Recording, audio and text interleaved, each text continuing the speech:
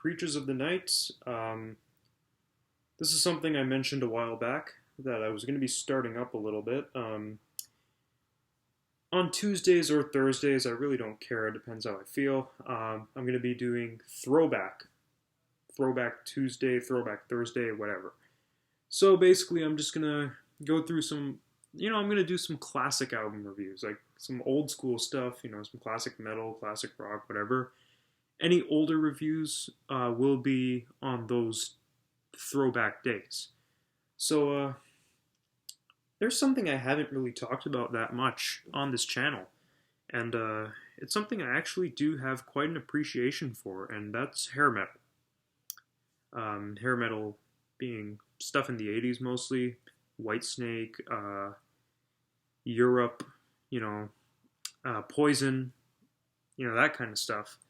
But this is a band that I'm a huge fan of.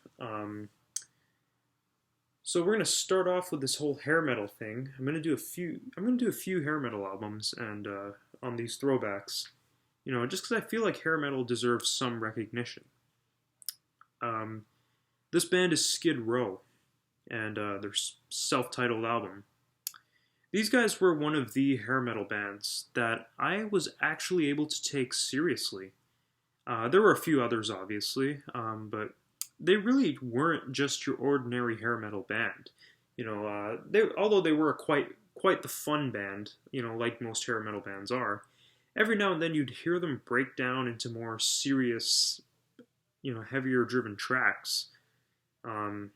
This album in particular has a great example of that mix of the fun stuff and the serious stuff.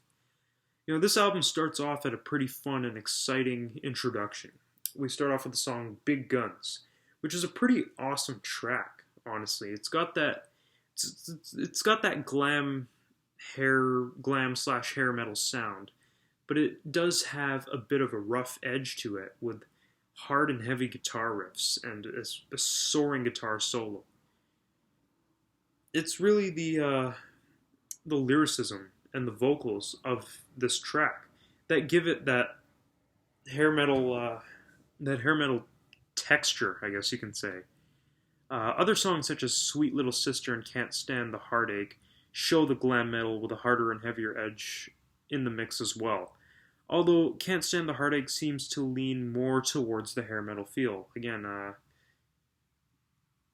it's more of the fun stuff, the partying, the girls and that kind of stuff. Again, this kind of stuff, hair metal, was really there to bring some fun back into rock and roll. I mean, coming out of the 70s, rock had gotten pretty damn serious. We had like prog rock, and like prog rock was just getting super intense. And these hair metal bands really wanted to let loose and show everyone that rock can be fun again. It's not just this nerd.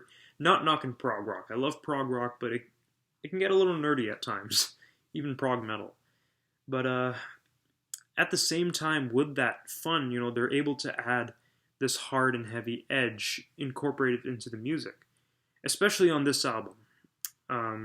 Even songs like Piece of Me show the heavier instrumentation, but as I said before, every now and then Skid Row would break down and get a bit serious. And they really showed that seriousness with the song 18 in Life, leaning a bit towards the power ballad feel in the song, which is also essential for hair metal bands. You gotta have at least one or two power ballads, but this was more of a serious power ballad. It wasn't your typical love ballad or anything. I will admit, throughout the album, songs such as Rattlesnake Shake began to grow a bit stale. You kind of got the same sound going on as everything else, but it really doesn't take anything good away from the album. The follow-up song, Youth Gone Wild, is just awesome. One of the best on the album, in my opinion. It's a pumping track. It gets you really pumped up and motivated, I even just noticed I recently purchased WWE 2K16, and they actually incorporated that song into the soundtrack, so I hear it on the menu screen all the time when I'm playing. It's pretty awesome.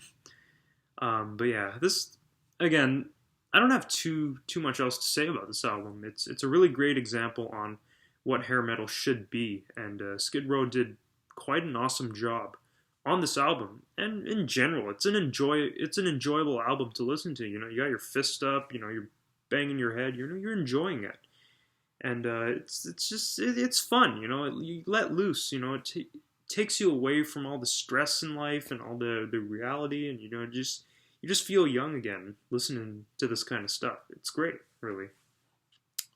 But yeah, that's all I really got to say about this album. It's a great album. If you're into hair metal and haven't heard of Skid Row, you got to check them out. They're great.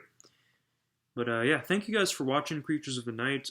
Stay tuned on Tuesdays and Thursdays to I'm gonna go back in time and talk about these classic albums.